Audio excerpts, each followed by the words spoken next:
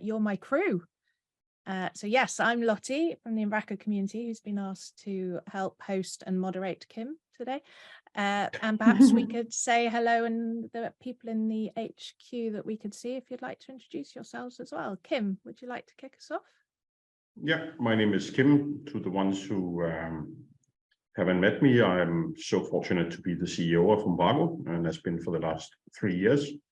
Been in the company for 7 years, and enjoy these office hours meeting faces from and within the Umbraco ecosystem. Thank you. Emma?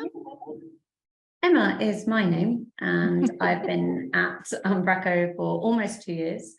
I'm Director of Developer Relations, so this is exactly my kind of thing. Mostly here to witness, to observe, and to translate if need be, but also for the ride. It's always lovely to speak to the community. And we can just see Martin in the corner. Let's say hello to Martin. Yes. Yes, hello everyone. I'm Martin. I am, Business Excellence Manager. What that means is that I'm basically helping out wherever I can. Today here, helping out keeping notes or taking notes and making sure that if we say something that we want to remember, or some of you say something that we want to remember, I make sure that we will. And then I'm also here to say hi to all of you, of course. And yeah, basically get into the dialogue with you. Great. So the topic of this is Ask Me Anything with Kim. Kim being me at this point. I trust you knew this, Kim. For anyone who's joining us live, we would welcome your questions. Please post them in the chat, and Emma or Shanice, if anyone spots a question that I've missed, please jump on in and tell me. I have been given some questions in advance, so there's no pressure for everyone who's listening, watching, to jump right on in. I thought, as this is coming to the end of the year, it would be a nice place to start with a look back on 2022. So Kim, a nice happy one to start off with. What's your biggest moment of joy in 2022? That was obviously meeting you, Lottie, in Copenhagen, planning your role and discussing your role at the bingo. But aside from that, it's in fact a very, very good question. And it made me reflect on what we actually have achieved this year. And the first big milestone we achieved was that we finished the migration from the old Umbraco cloud platform to the new cloud platform that was finalized mid-January. And it's so long time ago that it wasn't on my radar. But that was a huge step forward for the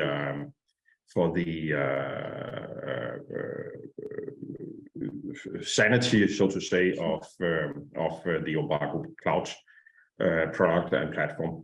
So the migration of that was super important. Then we have had version 10, version 11, the Plumber acquisition, now known as Umbraco Workflow. We have a new documentation platform. We have hired tons of new staff and onboarded staff and gotten staff into contact with the outside world. We had a fabulous code garden. I know we often say, or every code garden say this has been the best code garden ever, but I do think that this year's code garden was the best ever. And so nice to see all the familiar faces, but also new faces joining this live and vibrant community. We had a US summit, double the size of last time we had a US summit, so also a great success. We have launched Marketplace recently. Our support has an out of this world net promoter score. US data center. What makes Montero happy is that we are actually on budget, in fact, a little bit ahead of budget, and that makes my life much easier when dealing with the chairman of the board. So tons of things. We had an amazing community teams visit this year at Odense. We had during Coat Garden Week, we had the former Prime Minister of Denmark taking off his white shirt and putting on an Umbraco t-shirt. And I think 200 guests, participants took selfies with him. And I mean, there's tons of good things that have happened this year. So 2022 has been so far a very good year for Umbraco and thus also for me. Does sound a pretty joyful year. Congratulations to everyone at HQ, because you just stand and take credit, don't you, Kim? You don't actually. I would love to take credit for it all, but that wouldn't be fair to my mother. Having been involved in some of those things that you discussed, Coat Garden, it was so good to see everyone again in person this year. And apologies for obviously anyone who couldn't make it out there, but it was such a good event.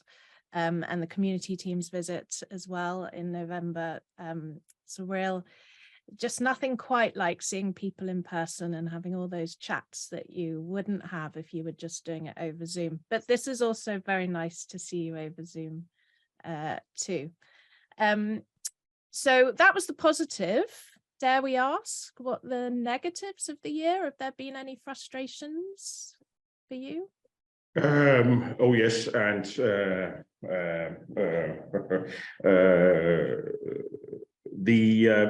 my biggest frustration this year has been the Ukrainian war and the turmoil that has followed there.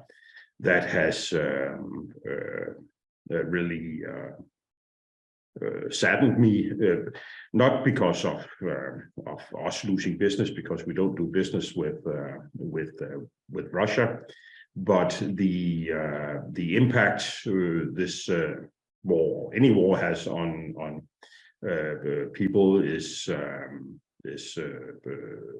quite depressing. And the effects of it makes many things different than previous years. One thing is that we, to the extent possible, try to support the not all of the victims, but some of the victims of this through donations. But that's just a band-aid on one wound, and it doesn't solve the problem. So that's been a frustration that once we manage to get through COVID, and then we just jump into another crisis that's unfortunately out of my hands. So I cannot solve it. I cannot fix it. I can try to mitigate the negative effects it has on us, and we are doing fine there. We on all accounts, as described before, we are ahead of budget, and all is good there, and we are in a solid position. But it really bothers me to see these things in 2022. Without a doubt, it's a very human answer that you gave there, Kim. Thank you. We're quite often told that obviously the energy crisis that we're experiencing now is obviously partly as a result of what's happened in the Ukraine. Which leads me a little segue onto another question, which is wondering, at Coat Garden in the keynote, Umbraco declared that it aimed to be a sustainable company, carbon neutral by the end of this calendar year. Wondering how that has gone. Are you yet? We are not yet carbon neutral.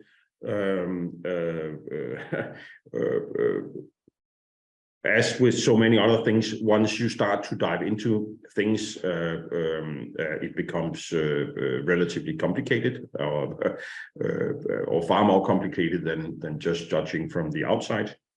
The ambition is still to be carbon neutral for 2022. We have formulated a policy on this. We have switched to renewable energy at headquarters. We did that 4 or 5 months ago. So only using green energy here. Unfortunately, that's only a limited amount of the energy we are using. Then we have looked at our suppliers, and the majority, and we have tried to assess, say for instance, Microsoft Azure, how big of a portion is our emissions derived from there, and what are they doing? And one by one of our major suppliers, we are going through them, assessing the percentage of our emissions and what they are doing on that. Once that calculation is done, we would know how much we need to offset, and there's a number of different ways of doing carbon offsetting, and we will, whether it's planting trees or supporting carbon offsetting initiatives, that's still open. The main challenge we have, and you might call that a vanity challenge, but that is to get someone who can certify that the calculations we are doing are actually solid and valid. And that's unlike in the financial world, where you have auditors, certified international standards and so on and so forth. We don't have that yet within carbon neutrality or carbon offsetting. So that's going to be the biggest hurdle, because as much as I would like to say we are carbon neutral, I would very much like someone from the outside, not afraid of my access, to say the same. So that's where we are. The ambition is still there. Once the books are closed, say March, April, we should know the balance that we, so to say, need to offset. I'm also fully aware that there's many things can be said about carbon offsetting, but as it is right now, that's one of the primary tools we have in this situation. Yeah, because you're definitely coming at it. Because how many are you at the HQ now? 120? 125 people in total. Not an insignificant number of people to worry about actual what effect you as a company are having.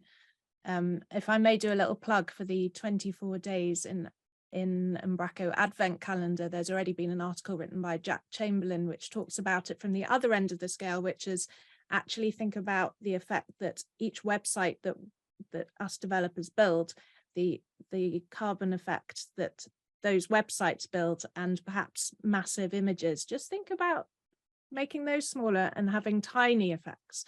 You, of course, with the data centers that you have and Umbraco Cloud and everything, you have a much bigger effect, but we can still all do our bit. So if you haven't checked out the 24 days Advent calendar, do. And that's a very valid point. Obviously, where we control the chain. I mean, our cloud projects. I mean, we decide what data center. Obviously, we are then in control of that. The ones hosting Umbraco themselves on whatever, we are not in control of the carbon emissions deriving from that. So a big part of this initiative is also trying to establish guidelines, best practices on how to use Umbraco along the lines that you are mentioning here. So I foresee that we will have a section in documentation covering this topic. But as you know, if people are downloading Umbraco and spinning them up, I mean, we don't even know where people are in the world, and not even having a way of communicating with people. So that part is out of our hands. We saw when we released version 9 that there was a drop of was it around 35% on CPU usage on a standard installation, and obviously that's a very good thing seen with these. So that's also part of our thinking, that whenever we do stuff in the code, what consequences does it have for, say, CPU? Yeah, and I think the migration, the move to .NET 7 is only going to help there as well. So these are all good things. Paul Seal has posted a question in the chat, which is a potential for you to actually do some damage to the environment. He's wondering if you will be coming over to the UK for Umbraco Spark in March. Kim. I hope so. We recently had in the UK Partner Summit, followed by Umbraco Together the day after. I was asked by Mike, our partner manager for UK, if I could come to the summit. I didn't have time to stay for Together, and that was actually okay. Should you fly over and stay for 3 hours and then fly back?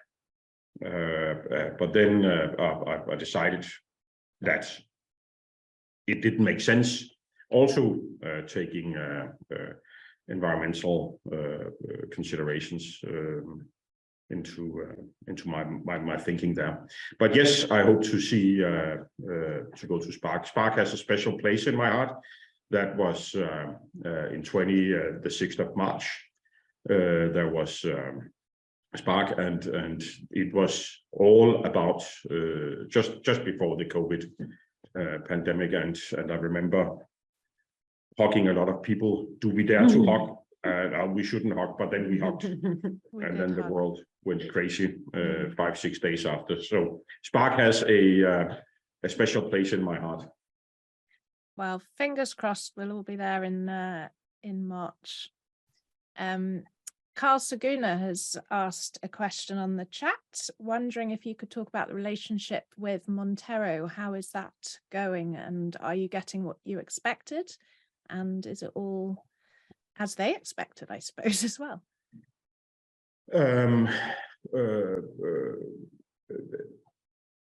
Overall, yes, and all things are good. We are happy.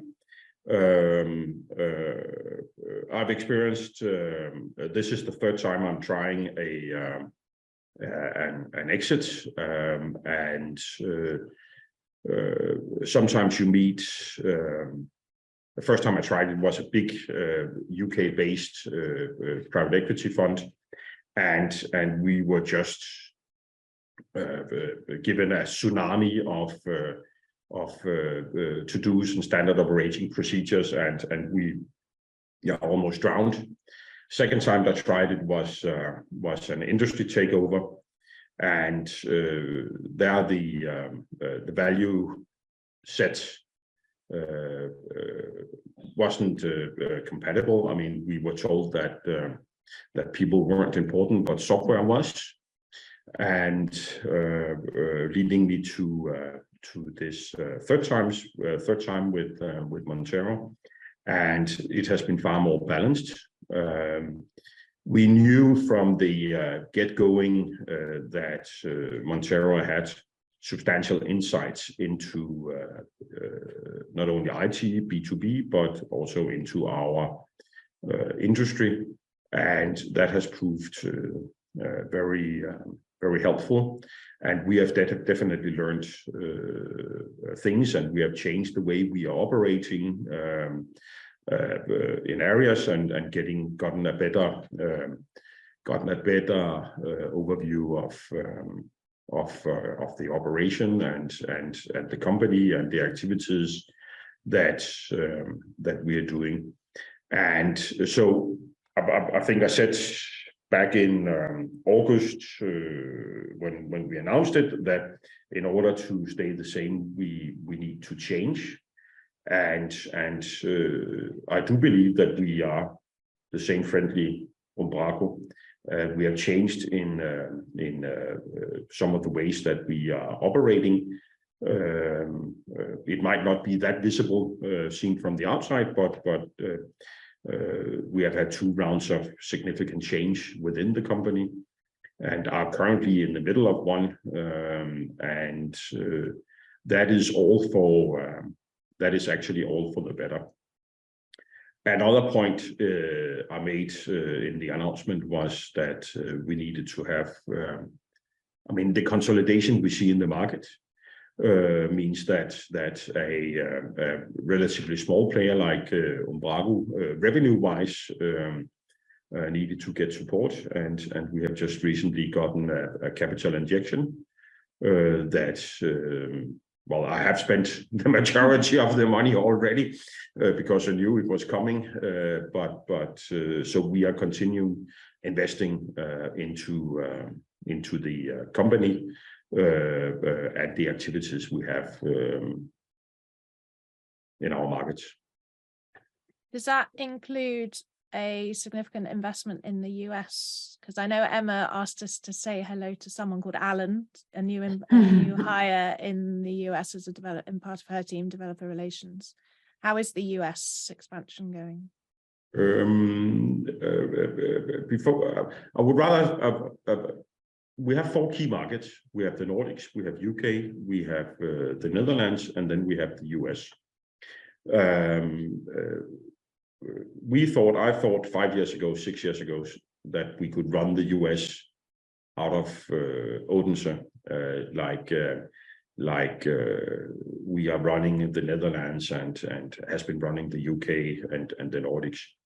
But US is a different beast, alone to the size of it. But there's also another way of doing business than we are accustomed to in Europe. Therefore, we realized 3.5 years ago, that we needed to have feet on the ground in the US. And my standard story is that in January 20, I opened the office 2-man strong, and then in March we closed the office due to COVID, and then we have been trailing behind until 1 year ago when US opened up again, and we are currently 12 people in the US, and the ambition is to have US organization with not only support and sales, but also marketing, development and developer relations, as Alan is going to do, and he started Thursday last week. So we are beefing up the American office, But it's also important for me to say that it's not US is not getting the majority. It's getting a significant size of our investments, but we are actually investing in these 4 key markets, product-wise, staff-wise, on this. First thing in the US was a US data center, but the way we actually built should make it relatively trivial, or at least I've been promised by D team that it's relatively trivial to open a data center elsewhere. Yeah. For instance, at British Island near the North Sea. It's interesting. So you've been mentioning the 4 markets there, but if you look at the data coming out of GitHub, they're talking about India being the biggest growth, China and Brazil coming in second, I think. Does Umbraco have any sort of strategic plan for the developers in those areas? We have no business whatsoever in Brazil. I'm not aware of us having even on the smallest tier of Umbraco Cloud a customer in Brazil, neither in Japan. We do see something in India, and we can recognize that things are going on in India. We also see things happening in South Africa. There's also bits and pieces going on in Australia and New Zealand, but none of the places it has been to the extent where it would make sense that we gave it a key market status or an emerging market status. For us, it's very much about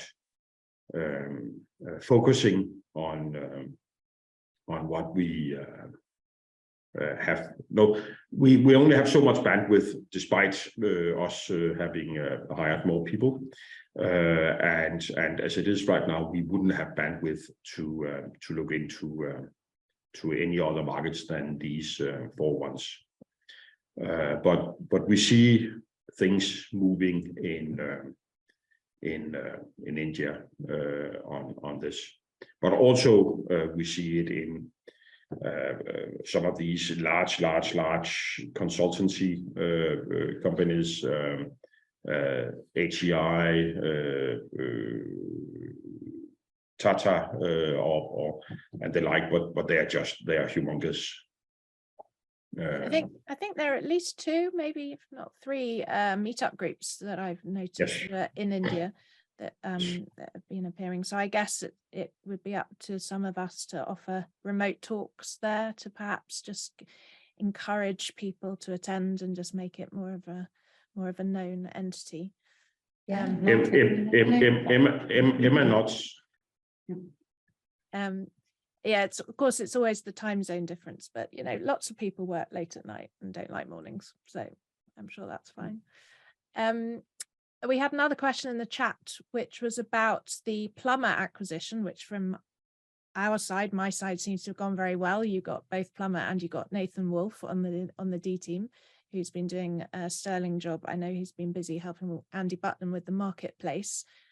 So I think we'd say that your first acquisition was a unreserved success. What other acquisitions are being planned, if you can talk about them? If there were any, do you think I would be in a position to answer that question? Basically, you are looking. It's something that you're looking to do more of. Is that a question you can answer? That brings me to touch upon composable DXP and the whole marketplace thing. We have over the years stayed true to only developing a CMS and then having an architecture and an openness, enabling tons of packages to be added to the CMS. So seen from that perspective, CDXP easing integration to third-party tools is completely in line with our history. It might not be extensions to the CMS, but to a larger digital experience platform. So therefore, it makes sense to us for historical reasons to move down that path, but also recognizing that this composable digital experience platform is here to stay, at least for now. And we see the tech stack at the solution partners are building consist of 10, 12, 15, 20 components. So we need to be there as well in order to stay relevant. And whether it's an extension to the CMS that you could argue workflow is, you could also argue that forms and deploy are extensions. We are open to, there's basically two tracks to build this composable DXP. One is the partner, and that's the one we are going, but I'm open to do acquisitions of the right kind, obviously, within this framework. Obviously, it needs to apply to the markets we're in. We're not interested in something coming from Italy and only working in Italy. The customer segment needs to be right. The price needs to be right. The culture needs to be right, and all these things. I think I received 3 weeks after the transaction with Montero. I received the first one interested in being acquired by Umbraco, and we receive fairly often requests to look at this and that, and trying to keep an open mind looking at this, but it's not something that fills the majority of my day on this. But yes, super happy to get Nathan and Plummer on board on this, and I do think that that's definitely a win-win, and I'm always on the lookout for win-win.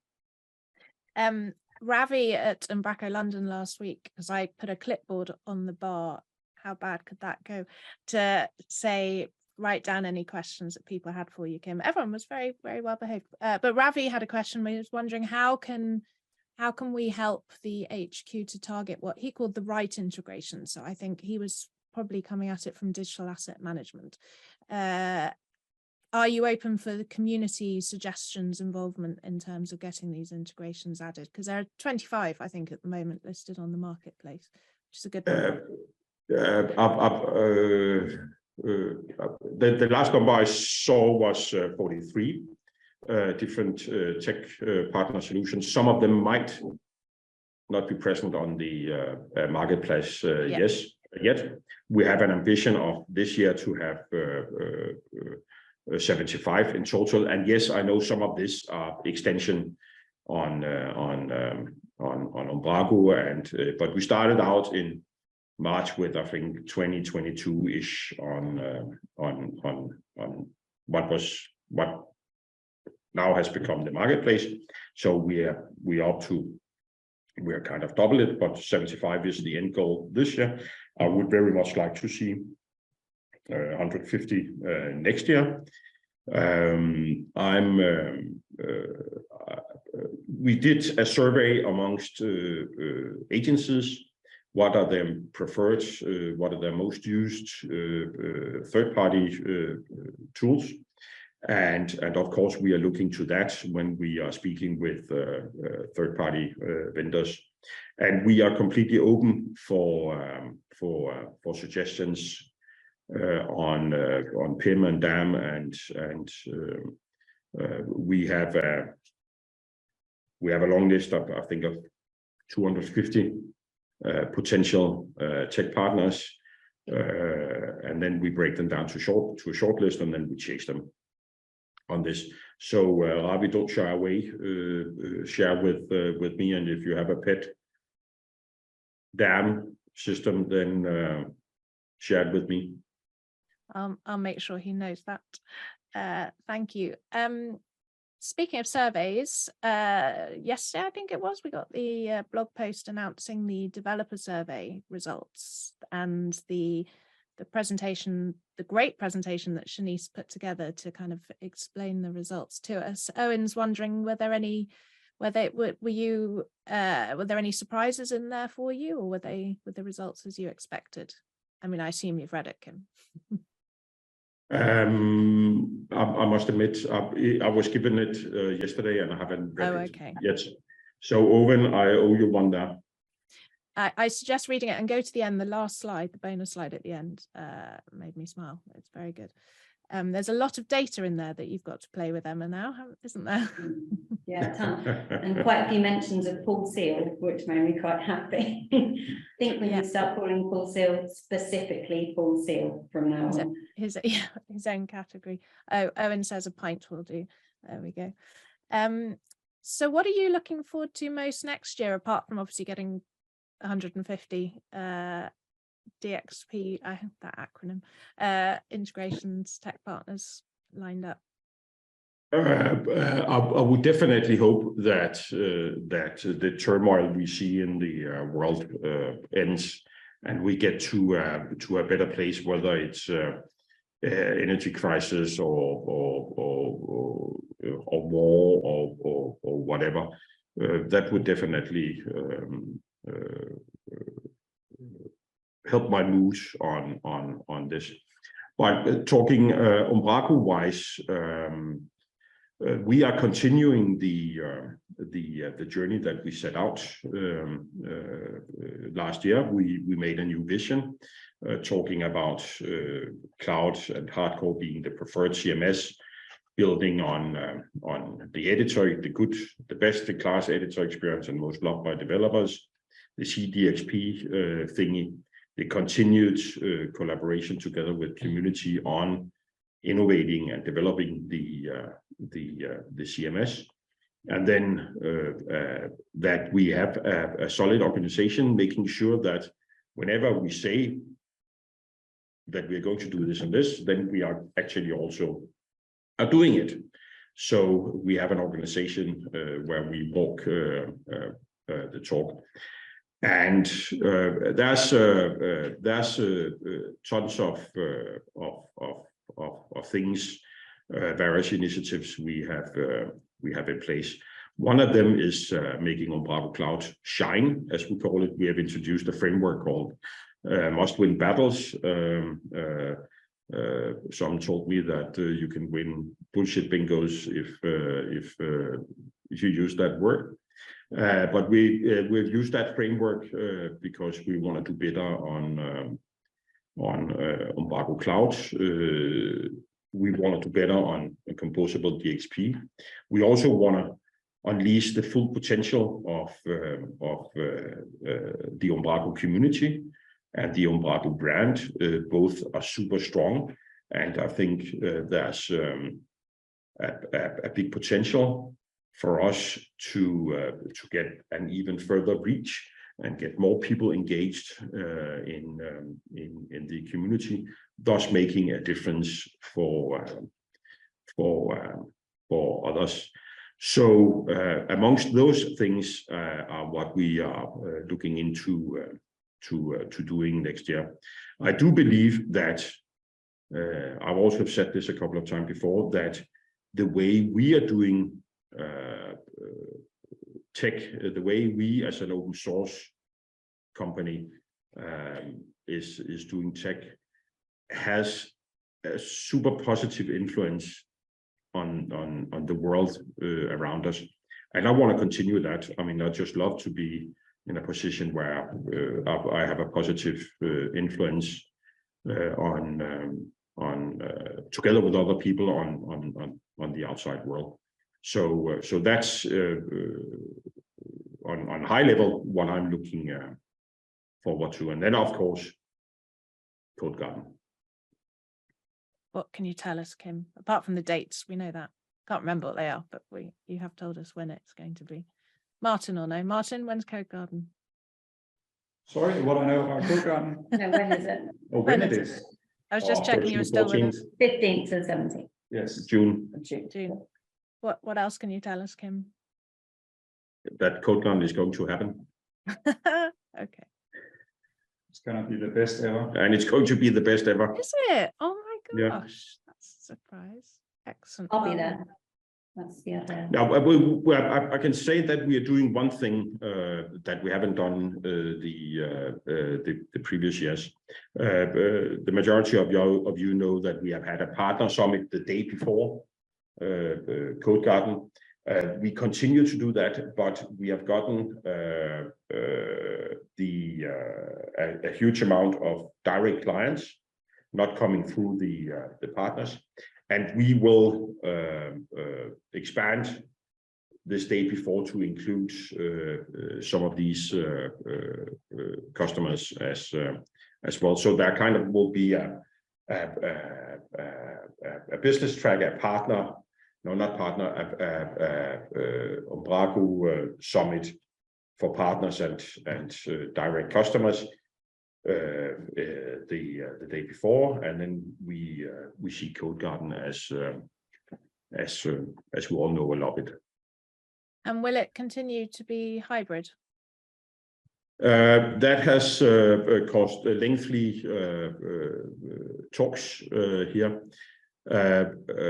Yes, it will be hybrid in some form and shape, not as we saw this year.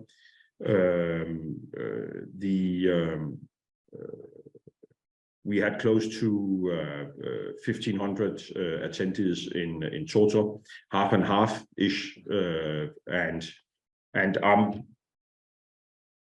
want to get the furthest reach as possible, bearing in mind that it needs to make sense to do streaming.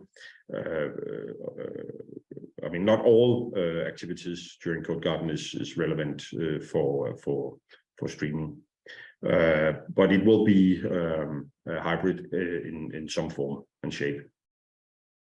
I think that's good news. Yeah, it's very tough. You're basically organizing two conferences, aren't you, if you're doing hybrid, and it's a lot of work, but it's also very appreciated by anyone who can't make it. I mean, we saw, I mean, both in 21 and last year that people from countries that would never ever, no, that we haven't at any point seen coming to Denmark were attending, and I think that's super valuable to us all.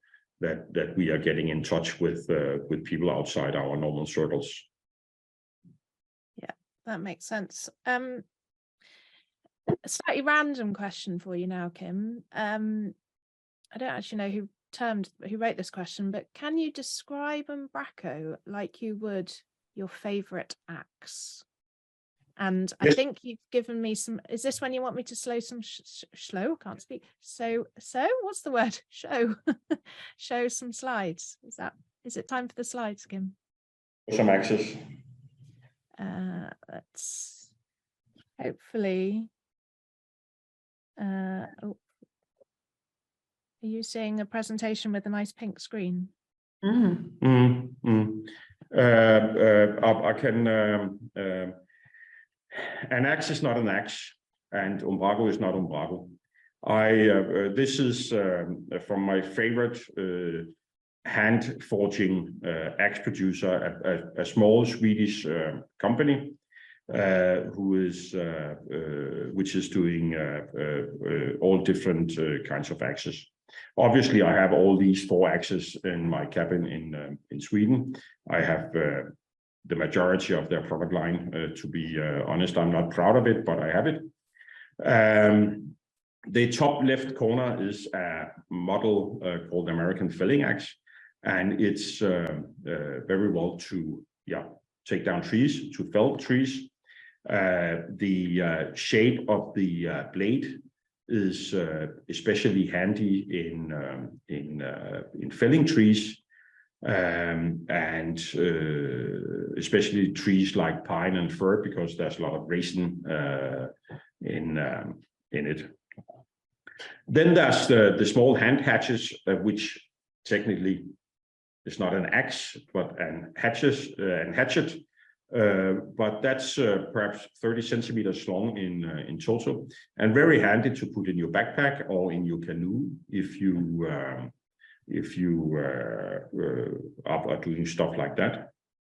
Then you have the splitting axe, which is a heavy axe with a very narrow head, and which is used to make firewood. Once you have sawn up your lumber and you want to turn it into firewood, you need a splitting axe to that.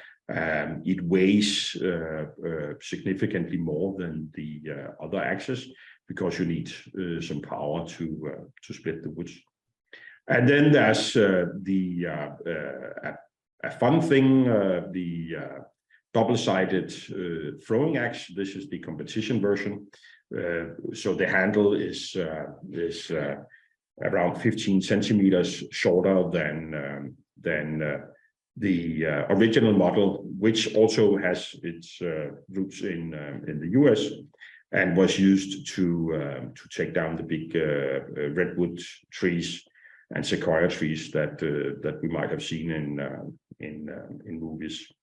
So when I started to get interested into axes, I thought an axe was an axe, and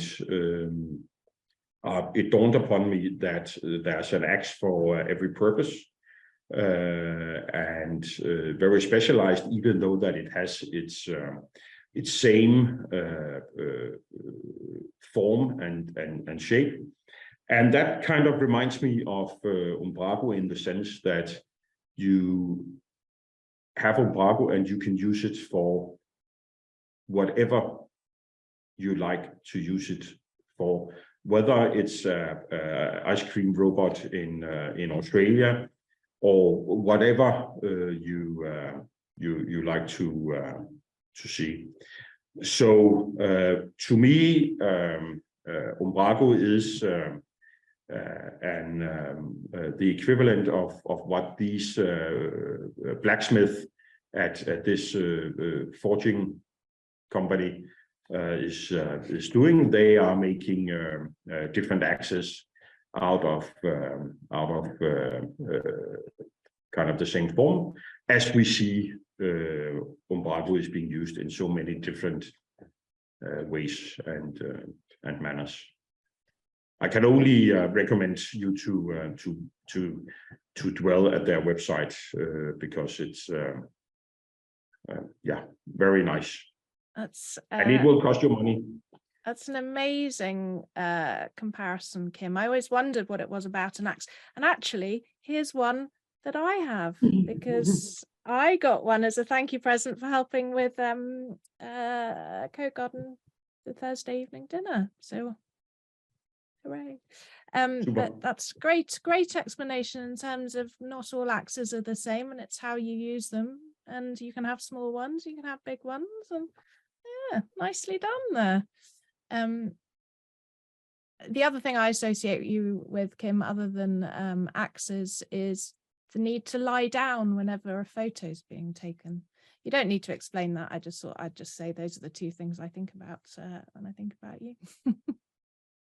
We also don't have the right space in here to recreate that, so please don't ask. It's not in his contract for today. No, definitely we don't want any injuries. Not today. I assume this is the last office hours of 2022, is it? Yes. So do you have a plan for the office hours of 2023? Yes, we plan to do 4 office hours next year, once every quarter-ish. We have gotten into the rhythm, or we want to stay in that rhythm. The same goes with MVP Connect and other of these activities. So we will continue with that next year. Emma will be running these, and would very much appreciate any inputs. Typically, we have had a topic that we have covered on office hours, and feel free to hit us up with suggestions. I think for that. I know that this one was a bit. I mean, it didn't need to be any more organized than this one, I don't think, for an Ask Me Anything sort of session. But I know that when you have the opportunity to give people a bit longer to think about the questions they want to ask and a bit more promotion, I think you will find you'll get some very engaged people joining in, and the ability to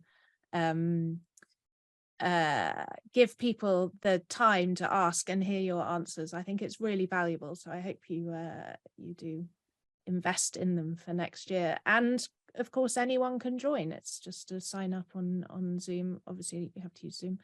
And so I think it's a very good policy. I was slightly put off there because Warren said something nice about me in the chat, saying I'm doing a good job. So that's nice, isn't it?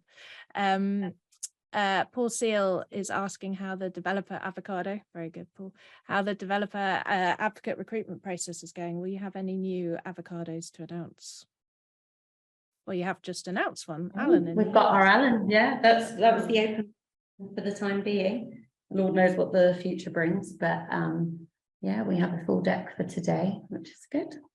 And our new American hire is finding his feet. Excellent. Because he's not an Umbraco developer, is that right? He's worked with Umbraco, but he's sorry. not. No, but that's not his entire background, no. So GitHub, Automatic, WordPress, and other Gatsby and some other communities. Lots of quite a broad experience, actually. Seems a good CV. Good to have some outside input as well. Because I mean, Kim, you say you think Umbraco is well known. I actually don't know. I have no idea how well known it is outside our little bubble. So let's hope we can spread the word and keep it friendly. When do you all stop for Christmas? When does HQ, apart from the support people, obviously don't get the 23rd? And then come back in January, or do you have to work in between? I don't have the details, but half the company will be working between Christmas and New Year, and the other half will be working between New Year and Christmas. Okay. I think we've only got a few minutes left, so unless anyone's got any more pressing questions to put in the chat, I don't have any more. I think you've answered them very well. I've also appreciated your color coordination, Kim, with the wall in the background. It's quite nice. And actually the three of you in your colors, you've done very well. So I think we could probably, no one's putting any more questions in the chat. So unless any of you three have anything else you want to add. I just want to know what nice thing Warren said about you, but I will check the chat for that. Oh no, he's wondering when you're going to hire me, but that's quite awkward. But we have a thank you from Carl. Yes, can't fault me. No, just kidding. Well, I'm just going to wish you three a happy holiday, and obviously let's get some more stuff. There's still quite a lot of the year left. Everyone talks about 2022 like it's almost over. I reckon you can get another 6 integrations added by next week, Kim. What do you reckon? Yes. Just you, Kim. Yes, I will fix it. Yeah. I'll take a note of that. Yeah, Martin fix. Yeah. Thank you so much. Thank you, Lottie, and thank you all, and happy holidays. Bye. Bye. Bye. Bye. Or hi.